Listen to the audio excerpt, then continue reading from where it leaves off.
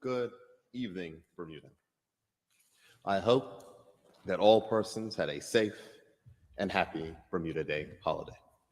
Today, I'm joined by the Minister of Health, the Minister of National Security, and the Minister of Tourism and Transport. I know that this press conference is focused on our continuing work related to COVID-19, but please permit me to offer these words about the news that has dominated global headlines over the past few days and has taken the coronavirus from the headlines. In the midst of the global fight against COVID-19, the world has been reminded of an enemy that seems harder to defeat and a battle that has been waged over centuries. Systemic and institutionalized racism is a stain on modern society. We profess greatness as a generation when we celebrate conquering space or seeing leaders of color in positions of authority. Both, however, ring hollow when neither accomplishment has succeeded in tearing down the system that makes what happened in Minneapolis a week ago possible in 2020. A Black man was murdered by a police officer in the United States. Far from being a surprise, it is the imagery that has provoked international outrage.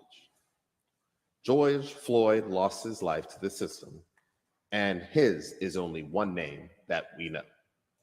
There are countless others in that country and many others who suffer similar fates daily.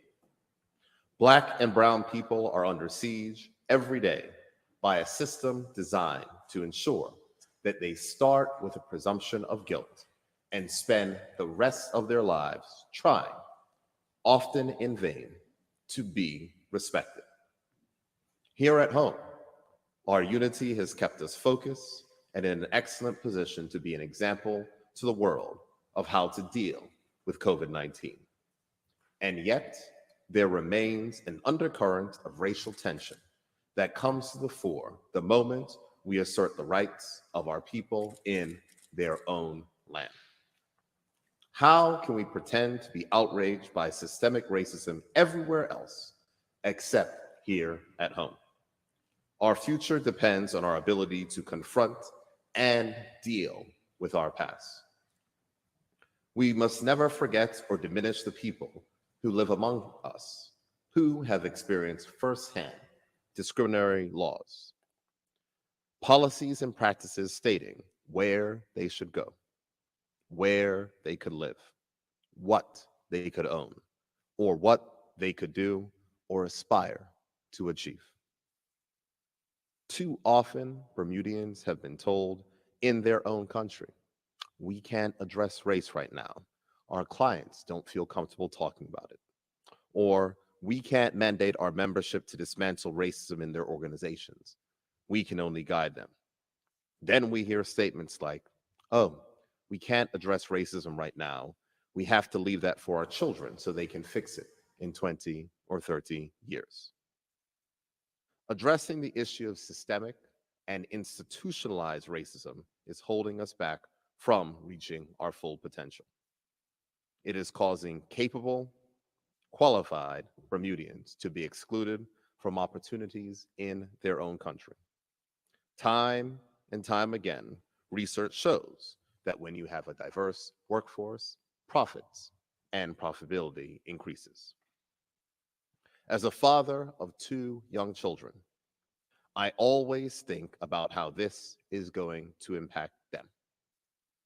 And the conversations in my household this week with a wife who is American reminded us of the dangers of which persons of color continue to face. From Trayvon Martin to Eric Gardner to Michael Brown to Sarah Reed, DeAndre Campbell, and yes, George Floyd. I think in 10, 20, or 30 years, that could be my child. They could be doing nothing wrong, and yet they could still die by state-sponsored murder. My Bermudian family, it is important to remember that this is not just an American issue. This is a global issue, and that is why you are seeing protests all around the world. We must also not forget our recent history. December 2nd, 2016 still weighs heavily on my heart and soul. I need not remind people of the story because the images are forever imprinted in our collective consciousness as a people. As many of you know, but some may not, by order of our Constitution, the government of Bermuda does not have operational control over the police service. That power remains vested in the governor, as Bermuda still is a colony of the United Kingdom. However, this government has taken several steps to build a more equitable society. And Bermuda's Attorney General, the Honorable Kathy Lynn Simmons, will be doing a Facebook Live discussion this weekend to expound on some of those initiatives which have already been approved by the cabinet, and also to give her thoughts on legal reform in Bermuda. It is ironic that on a weekend when the world has been forced to confront these complex and challenging issues, we lost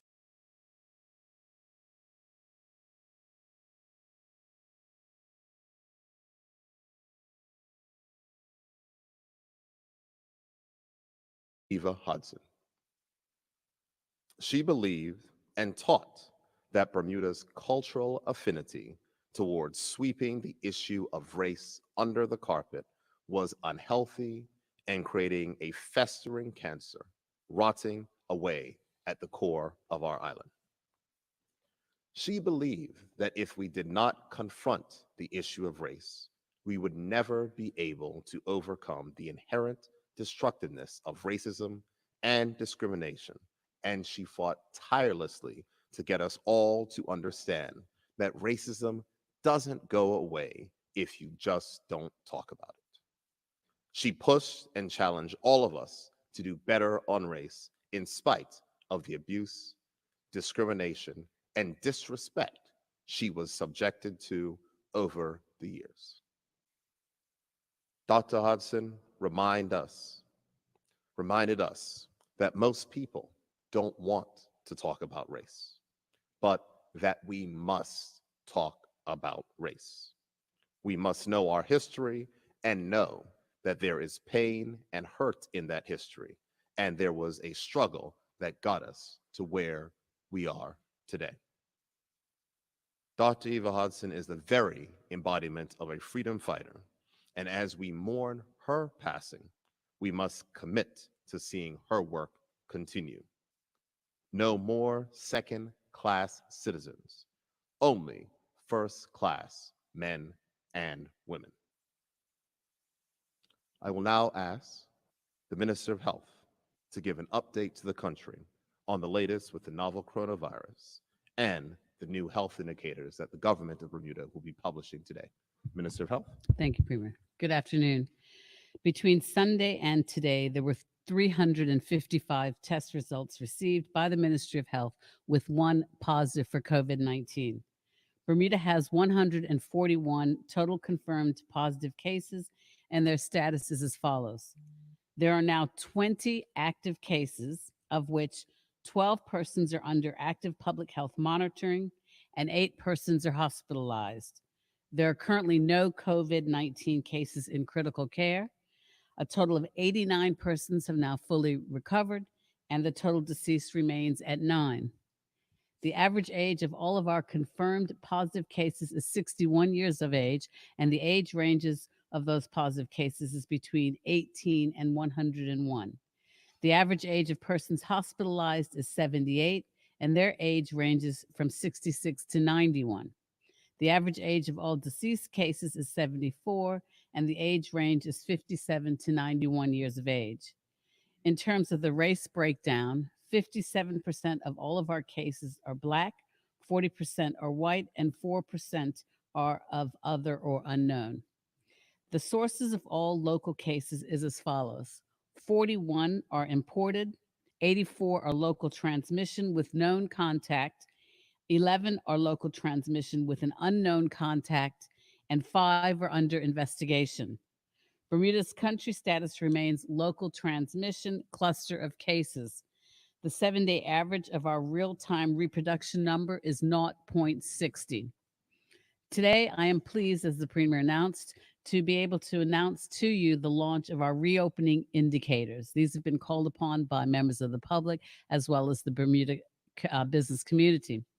These indicators will inform the public and the government on how we are doing as a country towards our gradual reopening and whether it is safe to move to the next phase. The indicators include both outcome measures, such as the number of daily cases and hospitalizations, but also importantly and in alignment with WHO standards, they include preventative behaviors by the public and health system capacity to manage an outbreak. They will be reported with an easy to read traffic light system of red, gold, and green to inform the community how we are doing. The indicators comprise 11 individual measures, which are grouped into 4 categories. And those categories are preventative behaviors, capacity, transmission, and hospitalization. With respect to the category preventative behaviors, this is about wearing a face mask, practicing good physical distancing, and the adoption of technology. We're using the Health IQ app, which you've heard us speak about, to inform these behavioral metrics. The category entitled Capacity is about the country's testing capacity and critical PPE supplies. This is critical to assess our readiness to manage COVID. The category of transmission is about our WHO country classification and the proportion of cases linked to known clusters, our reproduction rate, and the number of daily new cases, and the final category, hospitalization, which reports on the number of hospitalized cases and those in critical care. The reopening indicators will be updated once or twice a week, and this will enable all of us to participate in our state of readiness for our next phase. The holiday weekend resulted in more socializing and congregating than we have had in months, and I am pleased that overall Bermuda was at her best behavior. Of course, there were some instances that attracted complaints and enforcement was appropriately deployed.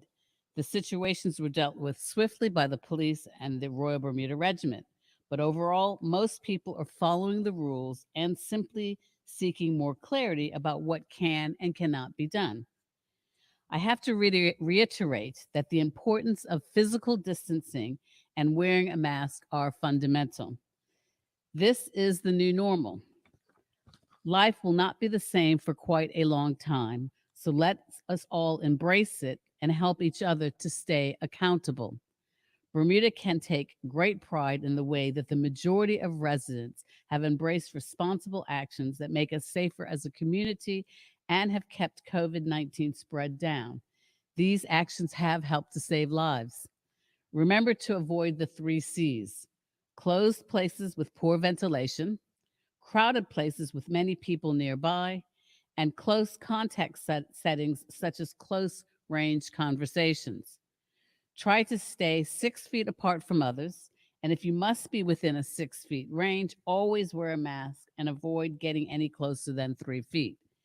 You must Your mask should be worn in any closed space, like a bus, a store, or a taxi, and it should cover your nose and mouth fully. Evidence around the world has shown that countries where mask wearing is consistent have far greater with respect to trying to eliminate and not eliminate, minimize the spread of COVID 19. Remember that it only takes one infected person to cause an outbreak, and an outbreak can put vulnerable persons at the greatest risk. Wearing a face mask in public places and keeping 6 feet apart from others will keep us all safe, but most of all, the persons in our community who are our most vulnerable. I also want to remind the public about the current directives for the retail industry regarding deliveries.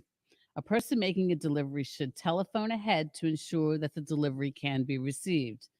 and a person making a delivery to a private residence should leave the goods outside of the customer's door and telephone or otherwise inform the customer that the delivery has been made.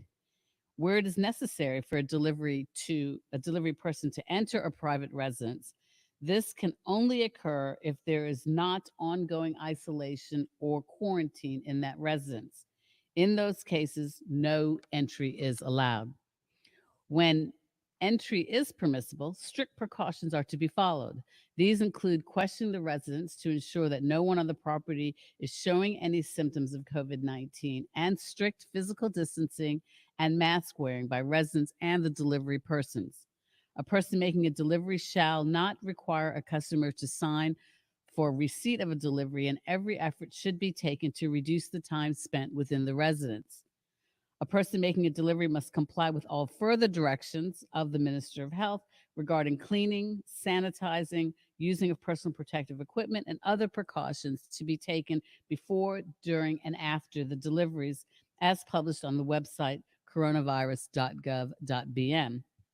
If a person making deliveries does not comply with these requirements, the Minister of National Security may order that that person stop making deliveries. More generally, I would like to remind the public that there is abundance of guidance on our website that is extremely helpful. We have a lot of questions about what can and cannot be done, what is open and what is not. And I invite everyone to refer to the closure schedule, which is online, which details exactly what is open, what the general rules are for each setting, and the things that we cannot do yet. Go to coronavirus.gov.bm on the Resources tab under Guidance. I also want to remind everyone of the importance of testing, particularly for frontline persons who have a lot of interaction with the public, such as beauticians, hospitality workers, as well as retail workers. Please take advantage of the testing opportunities. There are openings to book at the Southside Drive-Thru on Thursday from 10 a.m. to 7 p.m. and on Saturday and Sunday from 9 a.m. to 1 p.m. So I invite you to go down there, make your appointment, and go and get tested. Finally, I want to add a quick closing note regarding the issue of masks by children. I've heard of situations recently where some well meaning parents have put masks on very, very young babies. Please do not do this. It is very dangerous. Children under 2 should not wear a mask. Children aged 2 to 10 should only wear masks for brief periods of time, such as when they are at the grocery store or in a retail store. Masks are not to be used by children aged 2 to 10 for prolonged periods of time, such as in daycare or childcare settings. Children in this age group are prone to fiddling with their masks and not removing or wearing them correctly, which can actually unwittingly spread the virus. Nevertheless, for older children and adults, we all need to get accustomed to the new normal and wear our face masks anytime we are out in public, particularly in places where congregation occurs and in enclosed spaces. It is a simple rule. If you are interacting with anyone who is not in your household and you are within 6 feet of each other, wear your mask. Thank you, Bermuda, and be safe. Thank you, Premier. Thank you very much, Minister of Health. Bermuda has emerged from a 3-day holiday weekend, starting with an online Bermuda Day virtual parade and the showing of past parades on CITV, a celebration of our heritage, our culture, and all things Bermudian. I am truly grateful to the Ministry of Labor, Community Affairs, and Sports for all they did to ensure that this important holiday was celebrated in spite of the restrictions imposed by the coronavirus pandemic.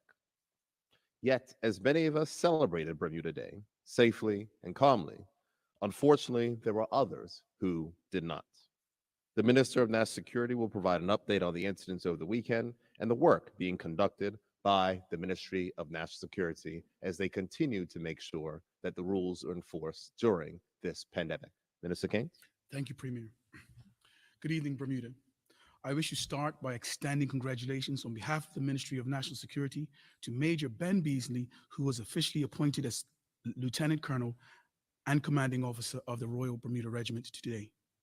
Due to the COVID-19 pandemic, the change of command ceremony was marked slightly differently with a special ceremony at Government House at 4 p.m. this afternoon. As minister, I've been extremely impressed with Major Beasley's guidance to our young men and women of the Royal Bermuda Regiment. Under his leadership, particularly throughout this pandemic, Colonel Beasley has demonstrated the utmost grit, integrity, and professionalism. This will come to as no surprise to those who knew him as a young boy living on Ord Road and as a student at Salters. Major Beasley's history of service led him from being an Eagle Scout to Outward Bound to the Bermuda Police Reserves. He served admirably in the Royal Air Force and returned to Bermuda to take up his post in the Royal Bermuda Regiment, where he served for much of the last decade, first as adjutant, then as training officer, then as the battalion's second in command. During the last year, through hurricanes and other events of national importance, including this pandemic, Major Beasley has commanded the Royal Bermuda Regiment with focused determination. Our country and our government thanks him for his service. Turning to activities over the holiday weekend, the combined resources of the Bermuda Police Service and the Royal Bermuda Regiment ensured a very visible presence island-wide over the past holiday weekend. Their enforcement activities including managing vehicle checkpoints, overseeing a busy weekend of beach, boating, and park activities. Although the community has been generally compliant with the guidelines and regulations over phase two, regrettably, we did see some instances of antisocial behavior over the holiday weekend. While the Coast Guard maintained a robust presence on the water, yesterday proved to be the busiest of the day, with raft ups and physical distancing still being a huge problem. 12 citations were issued for maritime traffic violation. 16 summonses were issued for breaching of the COVID-19 regulations. Regarding the curfew period, which continues to be, in fact, I might add, 1,077 stops were made over the weekend. There were over 200 visits made to the public spaces over the weekend. Clearwater Beach, Cooper's Island were the busiest areas, with close to 500 people at these locations during the peak period. That was followed by Horseshoe Bay and Wark Long Bay. They were also quite active. We had some serious instances of antisocial behavior at a couple of our locations, which needed police intervention. The park rangers were also on duty over the weekend and alerted the Royal Bermuda Regiment and the Bermuda Police Service to a party that went on late into the evening at Daniels Head Beach Park. Switching to the government shelter. As you know, the government shelter is at the Cedar Bridge Academy. The shelter opens nightly from 7:30 p.m. until 8:30 a.m. This will continue to be a safe place for our vulnerable residents as long as there is a curfew in place. We are thankful to the many volunteers who have given of themselves over the last few months. Slowly reopen, volunteers will be returning to their regular jobs. Therefore, it is at this time we are reaching out to our volunteers to request volunteers to assist us with all aspects of the shelter, which operates overnight and on a 24-hour period when there is inclement weather. If you would like to be a volunteer at our shelter, please call us on 705-9013 or email jscott@gov.bm. Thank you, Premier. Thank you very much, Minister of National Security, and thank you to you and your ministry for their continued work, energy, and effort. There's one correction to the statement from the Minister of Health that she's asked me to clarify for every person. Inside of her remarks, she had indicated that 89 persons had recovered to date. Actually, the number is 112 persons to date have recovered. So that number is not 89. That number is 112 out of the 141 cases have fully recovered. As we move through this phased reopening of Bermuda, and as more and more of our people are able to safely return back to work, the need for safe, reliable public transportation becomes more critical. I am grateful to the Ministry of Tourism and Transport and the workers at the Department of Public Transportation for helping us to get to a place where our buses and ferries are operating while using the physical distancing and providing our people with the means to get to and from work. Now we will have an update from the Minister of Tourism and Transport on not only public transportation, but other matters. Minister? Thank you, Premier. Good afternoon, everyone. Following the staged easing of COVID-19 shelter-in-place restrictions, it has now been several weeks since our ferry services resumed, and shortly thereafter, we saw the resumption of the island's bus service. However, continuing restrictions related to the pandemic and our overriding concern for the health and safety of the traveling public means that in short term, the ferry service will continue to operate on a reduced schedule. To ensure appropriate social distancing for passengers on ferries,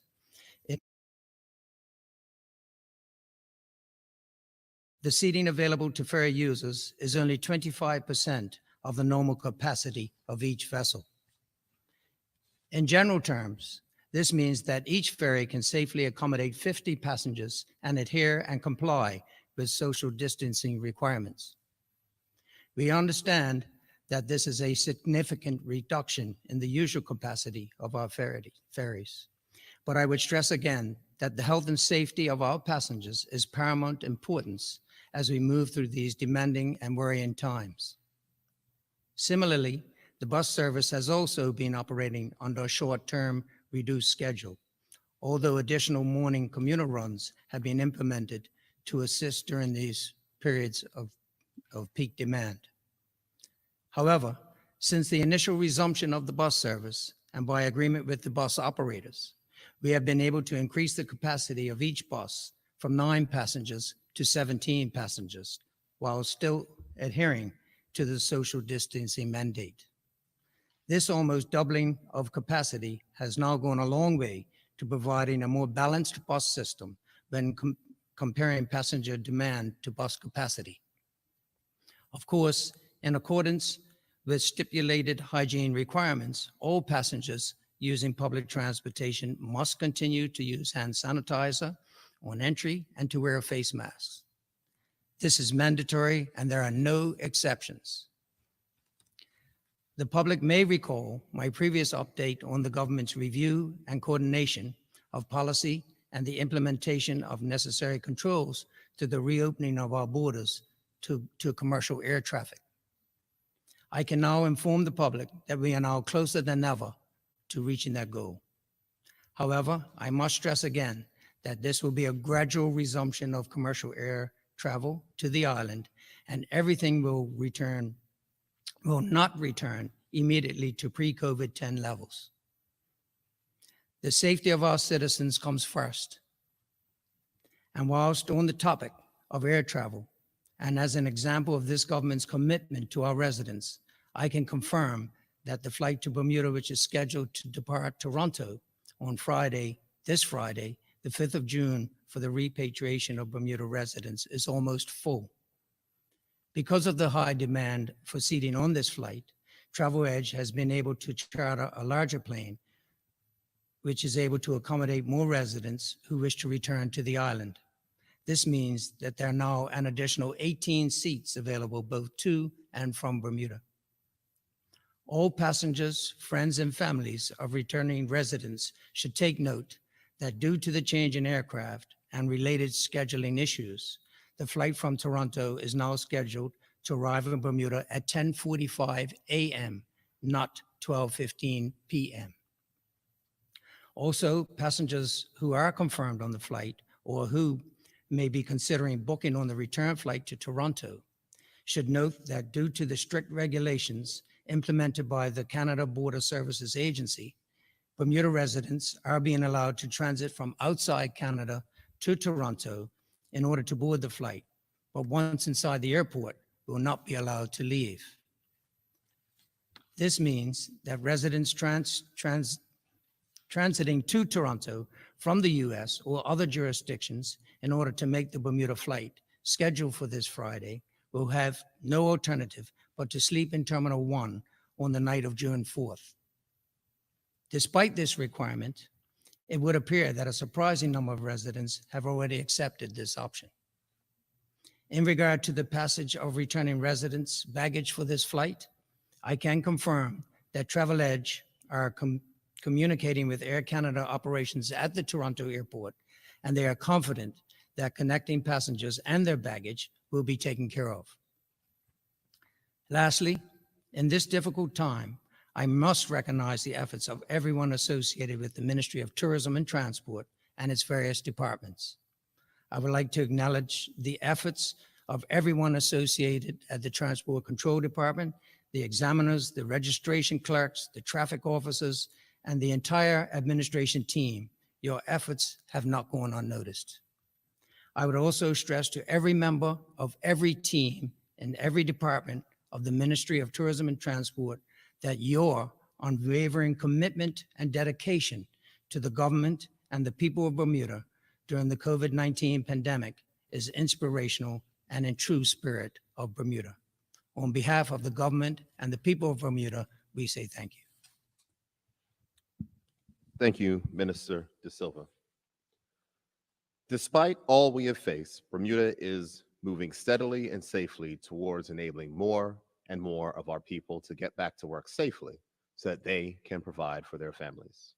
We continue to test extensively, monitor our progress against any type of community spread, and continue to be vigilant, prepared for the worst, while working hard to ensure that the worst does not happen.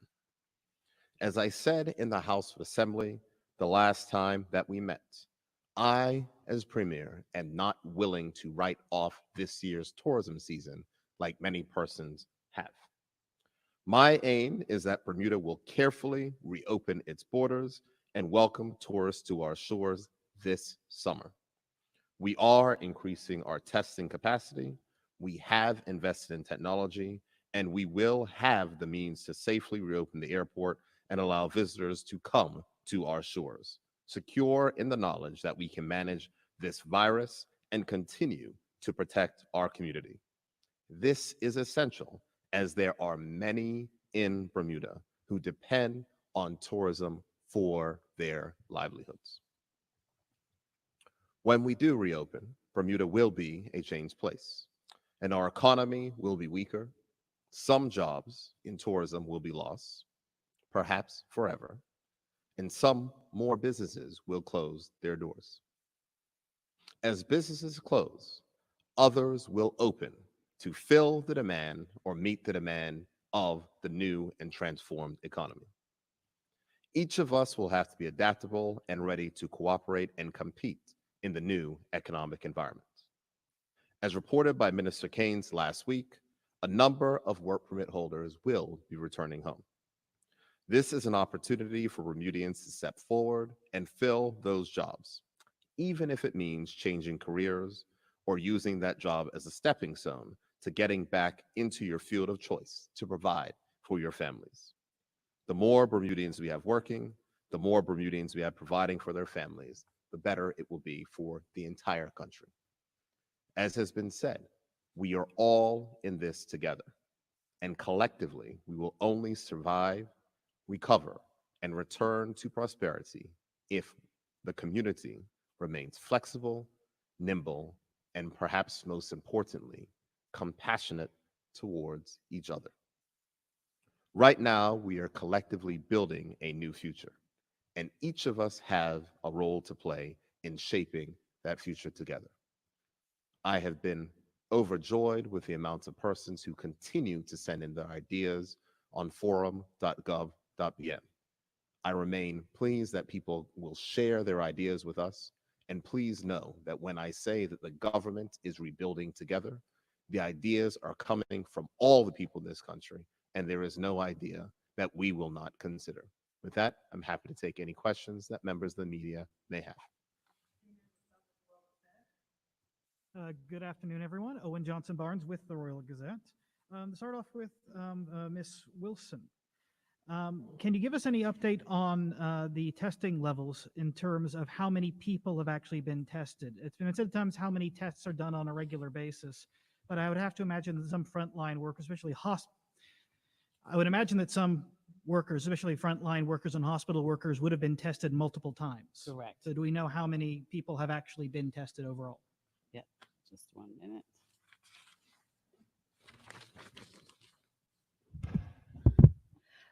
And this would include persons that have been retested. However, I can say that the cumulative total up till today is, oh, you're going to make me do math.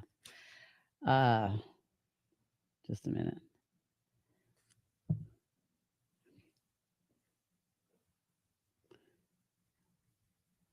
Okay, I'm gonna let you do the math.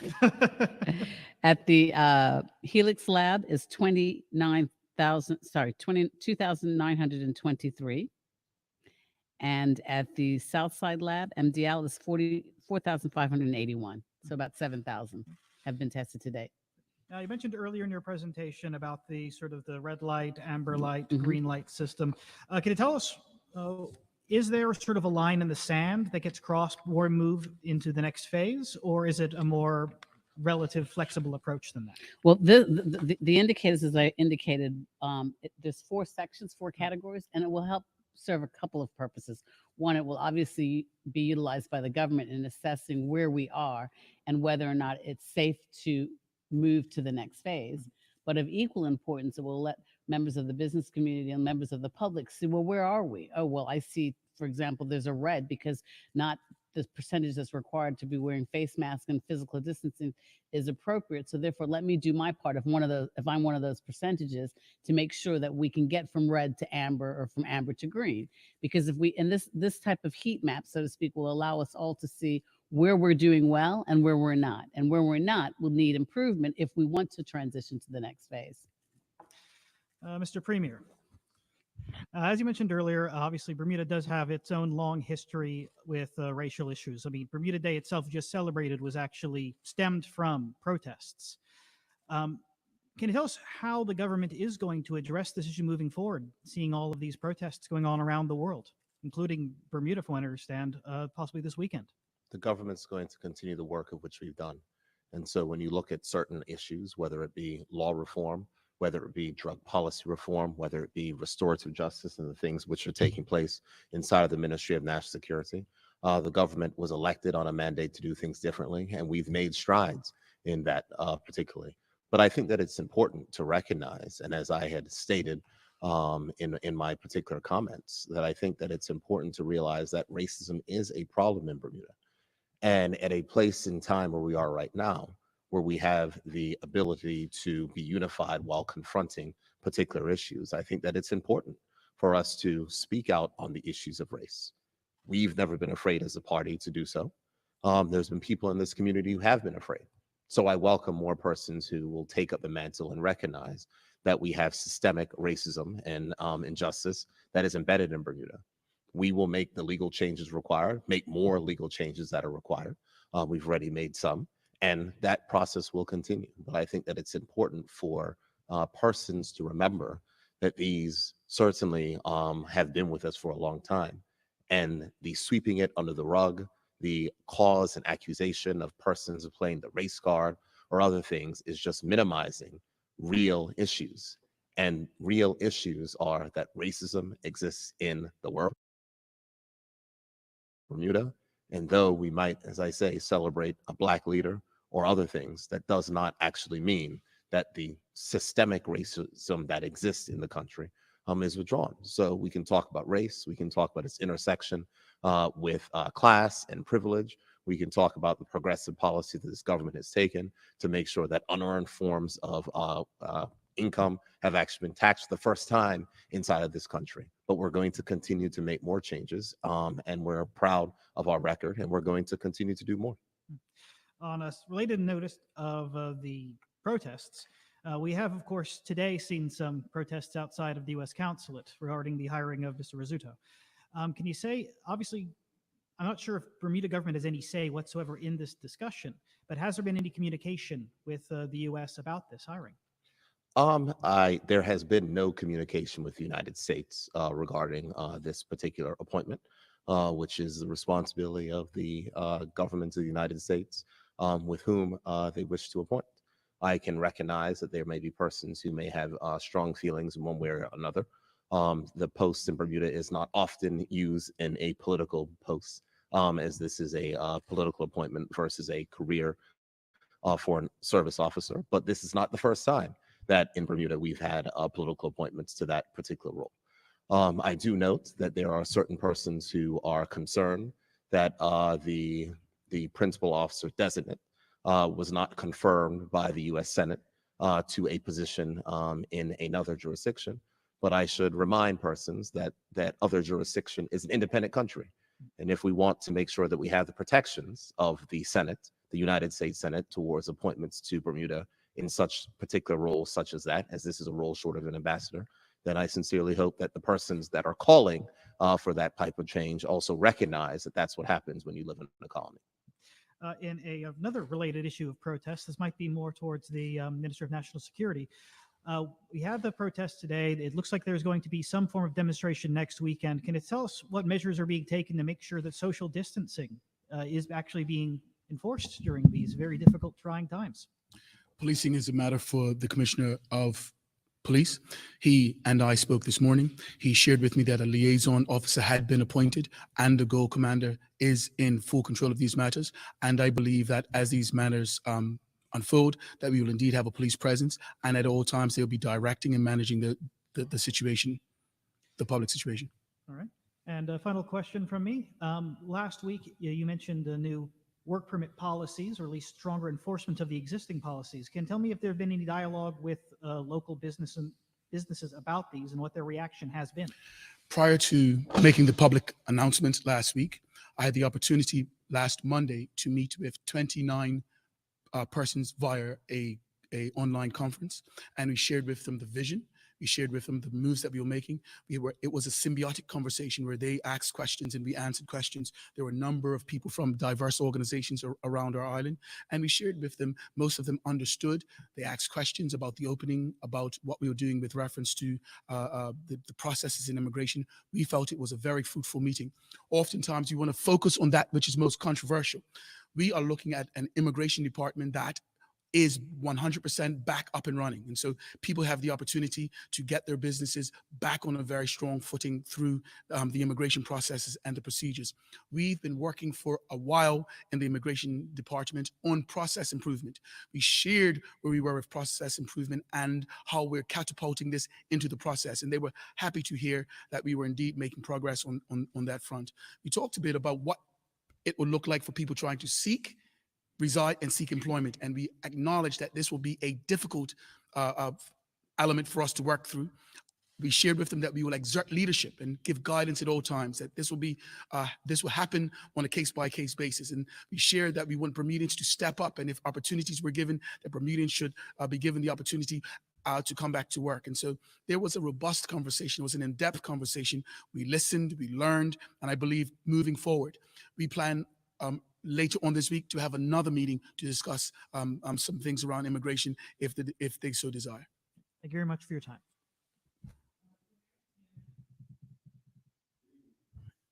Premier, my few questions for you. Judging by the number of persons who've applied for the unemployment benefits, the government will most likely receive a massive number of applications for financial assistance. Is the system ready to handle these anticipated numbers?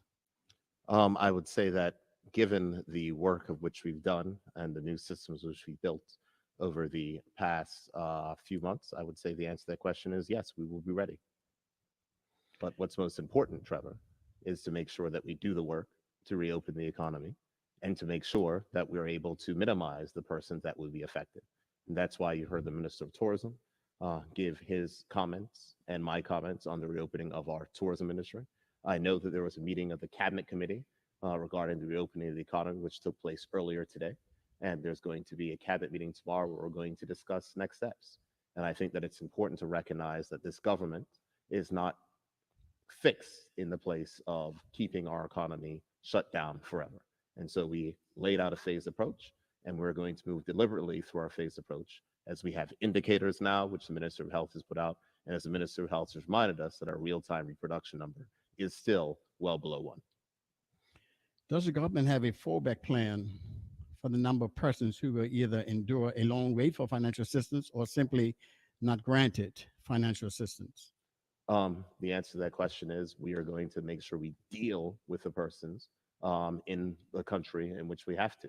But it's important for us to note that financial assistance persons who are non-Bermudian are not eligible for financial assistance. And that's the reason why the minister made the announcements that he made last week. The fact is that the government has done an extraordinary act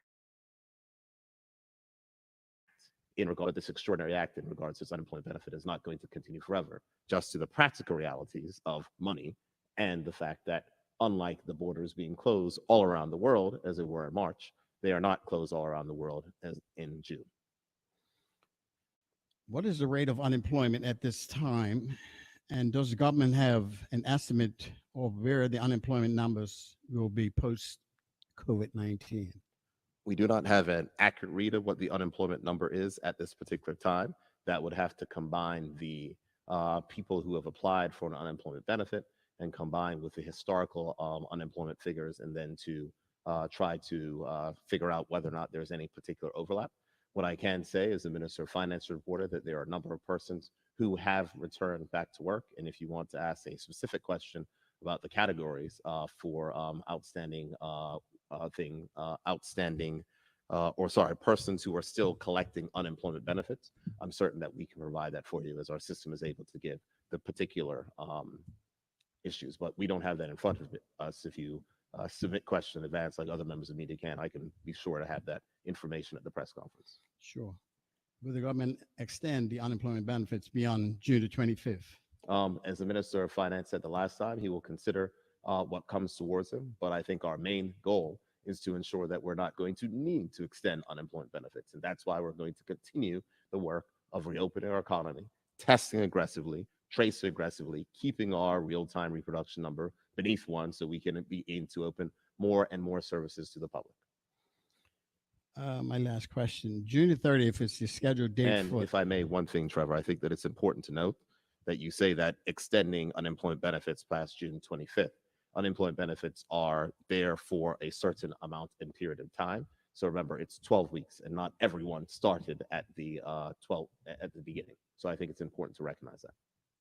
So as a supplementary, there's a possibility that it could be extended. The answer is the same. June the 30th is the scheduled date for the end of the state of emergency. Can I suggest that this date will be, the phase 4 will be well into effect? You can suggest that if you wish. We're not going to make any prejudging. I have run fresh out of crystal balls for the future, Trevor, so I don't have any particularly right now. But the government's intention is to move through the phase approach as quickly as possible. We're in our second week into phase 2. As we note that our real-time reproduction number is at a certain level. I mean, it's a blessing that there's no persons in our ICU with COVID-related illnesses at this time. And one of my people have been in the hospital for a long time. So I'm very pleased and happy that people are making progress on this. So we are looking at the real-time indicators, and we're looking at that to judge how we are going to move forward. And we need to take that experience. And I think that the view is that we're going to do what's safe, but what we want to do is to make sure that we can get back to the new normal as quickly as possible, as I know that persons want to work, want to earn, want to provide for their families, and want to see us to have some form of a tourism season this year remaining safe.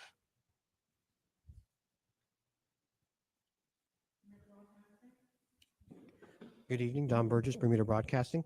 Health Minister, according to the numbers that you gave us, it looked like 50% of the people that were had been positive have now recovered. And now that we don't have anybody in ICU, how would this fit into the new stoplight system? Thank you for that question, Don. And I think I certainly know as I've been talking, I believe that they show the graphics online, but I welcome you to look at that when you get an opportunity, because you'll see the behaviors, capacity, transmission, and hospitalization. And the hospitalization portion deals specifically with critical care, number of persons in critical care, and likewise with respect to our reproductive rate and our transmission rate, which deals with the category of transmission. So those numbers, that data will factor directly into our red, yellow, green traffic light system as it relates to how we're reopening our scorecard. And we're referring to it as our reopening scorecard. So that information and our daily information as it relates to the number of positives, our real-time our rates, our RT rates, as well as things like PPE and all the other factors that are listed on the categories that you'll see when you have an opportunity to download the information, will all factor into the red, gold, and green. We've got the lead measures that are defined online, as well as the lag measures, and all that information factors into our reopening scoreboard. Just to follow up on that. So we have 11 factors, 11 different sections and 4 specific areas. How many of those necessarily have to be green or a combination of green and yellow to move into the phase 3? That's a good question, and all of that, when you have an opportunity, and I'm sorry, I'm looking at it, and I know you don't have the benefit of having it yet because it literally is hot off the press. But when you see it, you'll see where the lag measures are and where the lead measures are, and all those are factored in, and they show like what the percentages are based on World Health Organization. So far, the percentage of persons wearing a mask should be green, yellow, etc., and all that information is inserted into this scorecard, and then you'll be able to see twice a week where we've gone from red to yellow, where we've like decreased the red and now we have more yellow, or we've decreased the yellow and we have more green. All of that information is factored into the scorecard. It's a little hard to describe in the absence of having the pictorial graph, but once you've looked at it, I think you'll probably, if you have more questions next week or later on this week, by all means, we can discuss it. But once you look at it, I think it's kind of clear insofar as how the guide is and between going from green to yellow to red and vice versa, depending on the data that's inserted. Okay, thank you. Last week, government proposed mandatory waiving of social insurance and pension contributions to June 2021 and said persons could make voluntary contributions if they wished. When is this supposed to start, and how will voluntary contributions be handled? I.e., will the employee have to contact social insurance department and or their insurance company to make payments, or will the employer be able to make the deductions and forward that on behalf of the employee? Thanks, Don. This, of course, as the Minister of Finance announced, is a temporary measure that will certainly provide relief to employers and provide additional income to employees. And certainly any more cash flow that business have means that they'll be able to keep more persons on, certainly. And without question, this is something that is necessary. So what I would say is that for persons who wish to continue to contribute, and they're welcome to do so, they will either be able to contact the Department of Social Insurance and make that contribution, or they can contact their pension administrator and continue to make that contribution, as persons are able to right now go ahead and buy back old social insurance credits and or give and contribute extra money or voluntarily put extra money into their particular pension funds.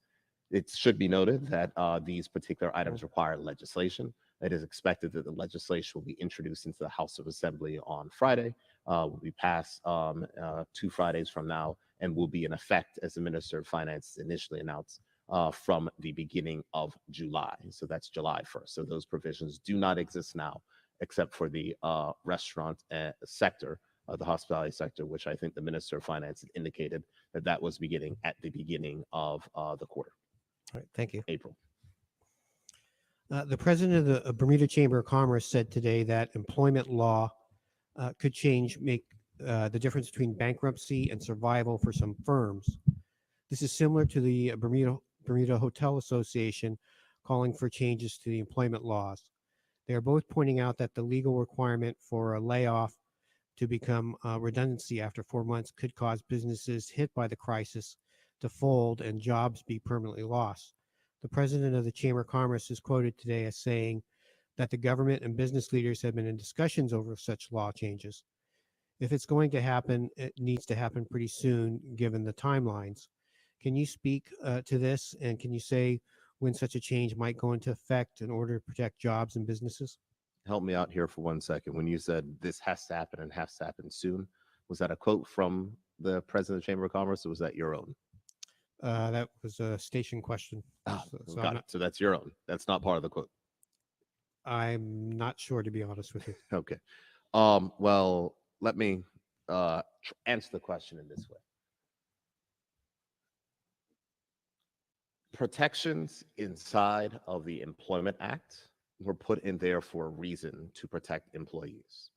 And as I have said on numerous occasions, that this government, where the Employment Act was one of the signature achievements of the first Progressive Labor Party administration coming into place in 2000, giving paid maternity leave, paid sick leave, paid vacation leave, and mandatory redundancy if being laid off for the first time in this country's history, is not something that is going to be rolled back willy-nilly. When the recognition, as you said inside of your particular question, that if changes may not be made, they may impact businesses. The fact is that redundancy payments are a part of law and stuff that are accounted for in many particular businesses. And if persons are not able to access those, they may themselves become personally bankrupt, just like a business may be. So it is without question a delicate balancing act. Now, there are certain provisions which are needed and necessary inside of this period of the pandemic, where we're looking at, for instance, tourism and otherwise. But as I've said previously from this podium, many unionized businesses do not have these particular challenges because those unionized businesses have those provisions as part of their collective bargaining agreement. So the things which were stated in the hotel, the president of the BIU advised me that that's not necessarily applicable to his members. On a broader level, the cabinet is going to consider the representations which have been made by various companies, and those changes will be made in good time prior to persons coming up against that 4-month deadline. But I think that it's particularly and very important for us to note that we're not going to use this pandemic to relax protections on workers. I spoke about at the very beginning of this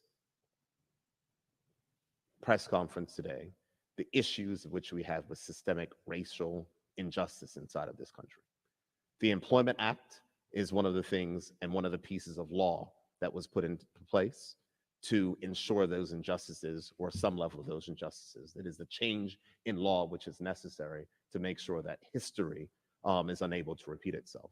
And I'm not going to be the leader that is going to water down protections for workers inside of this country because of, in some particular cases, I would say, this particular pandemic.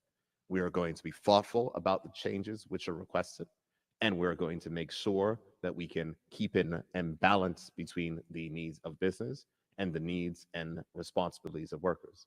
But I can tell you the amount of emails which I have received inside of my inbox question for some persons when they saying, do my employer want me to wait for 14 months until I get my redundancy payment? What am I supposed to do in those 14 months in between? And these are real questions that have to be answered. So governing during good times is certainly not easy. Governing during challenging times like this is particularly difficult. But I am not going to be the premier that is going to allow the rolling back of protections for workers underneath my premiership. So we're going to be balanced, and I would encourage, just like I encourage Bermuda Hotel Association, I would encourage the Chamber of Commerce and others to not negotiate in the media and keep our negotiations to ourselves. Okay, thank you. Can the government explain its decision to refuse the request for the ship captains of the 3 Bermuda container lines to pilot their own vessels through our local waters during the COVID-19 pandemic? There's surely a great threat to Bermuda's national security and Bermuda supply chain should any one of these ships become incapacitated with the virus on board. Why take such a risk at this critical time when the laws allow for it, and the vessels can follow the pilot boats and the crews remain isolated and protected? Luckily, the Minister of Tourism and Transport is here today, Don. Minister, bring the mic closer. Thank you. Yeah.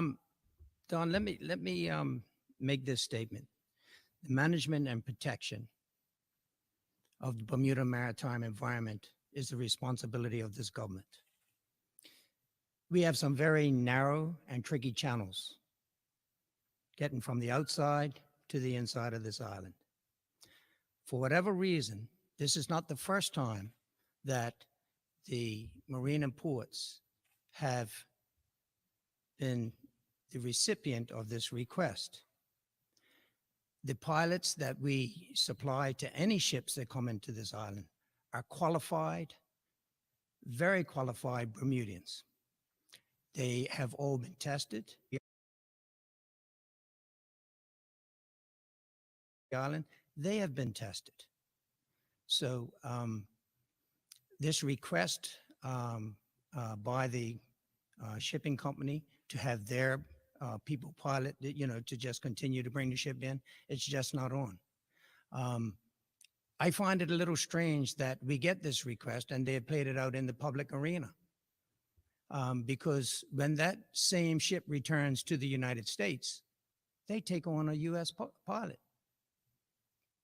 So until the U.S. they make the request to the U.S. and the U.S.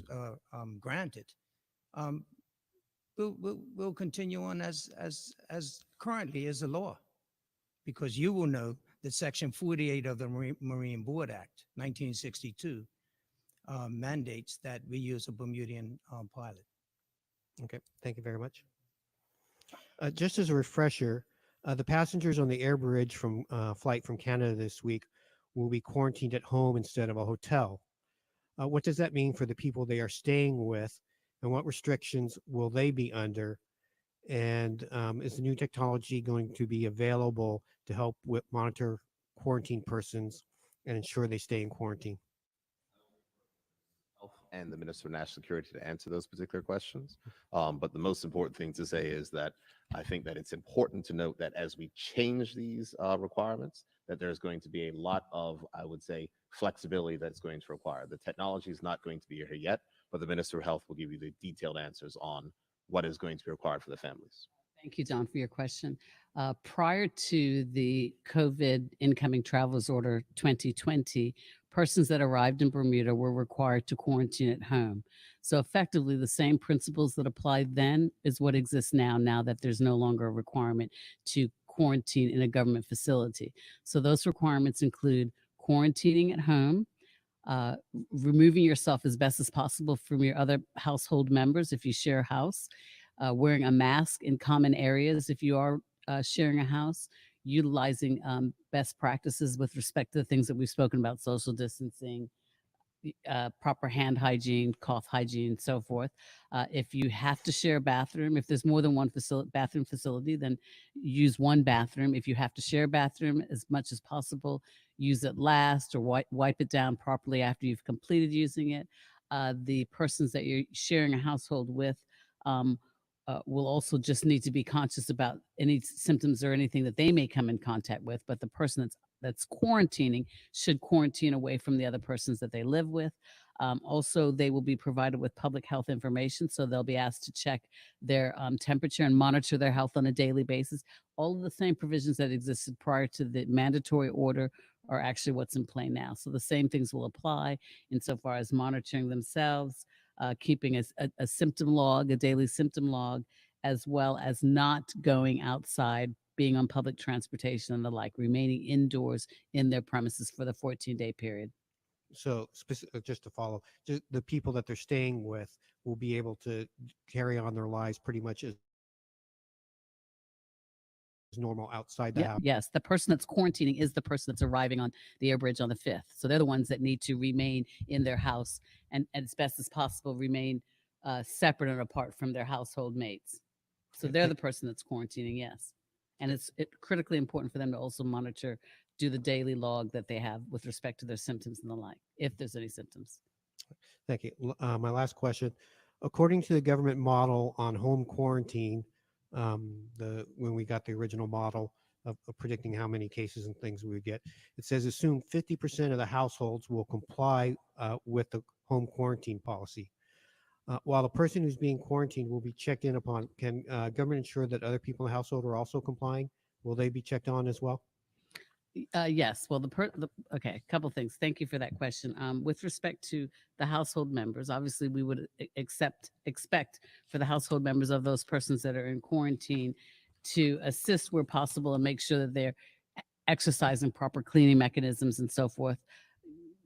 as one would normally do with respect to ensuring proper sanitation. There is guidance for the quarantined persons on our website at coronavirus.gov.bm. We have seen very, very good compliance previously prior to the requirement to quarantine in a government facility. High percentages of persons want to adhere to the public health requirements and comply with the requirement to quarantine. So we're expecting nothing different on this particular occasion. Okay, thank you very much. Thank you very much, Madam Director.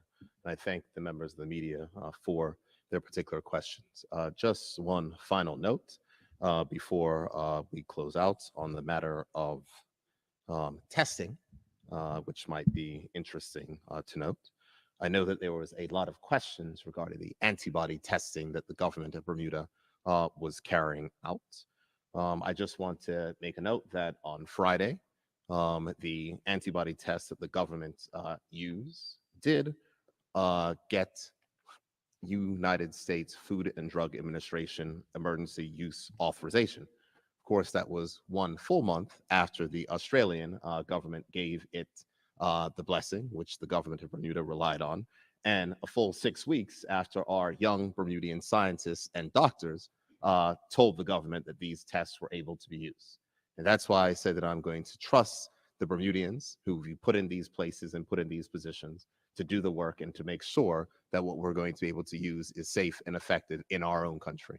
And though persons will always look to other places for reassurance, I think that we can have confidence in making our own decisions ourselves. After all, if we send our young people away to school, get educated, and come back with doctors of medicine and doctors in biomedical science, then we should trust our doctors to make sure they can advise us properly.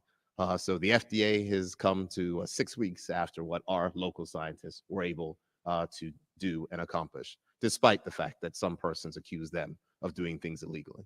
This is a pandemic, and we must trust our young people who are coming here to put their lives on the line and put their lives on pause to make sure that we get things done. So Dr. Weldon, thank you to you. And Dr. Kaiwan Brown, thank you to you for your work in making sure that we could have gotten these tests validated and got early ordering done to make sure that we have adequate supplies. As a note, there will be additional antibody tests that will be arriving shortly, and that work will commence again as we will be getting a far larger shipment this time around than we did last time around. With that, it is a pleasure to be in your homes once again. We will be back with you again this Thursday for our next press conference. As always, you're more than welcome to continue to call the hotline if you have any questions. Look at our redesigned website, coronavirus.gov.bm, or go ahead and send your information to our government WhatsApp number so you can always get the latest updates from the governor of Bermuda. So with all of that, I'd like to say thank you, Bermuda, and good evening.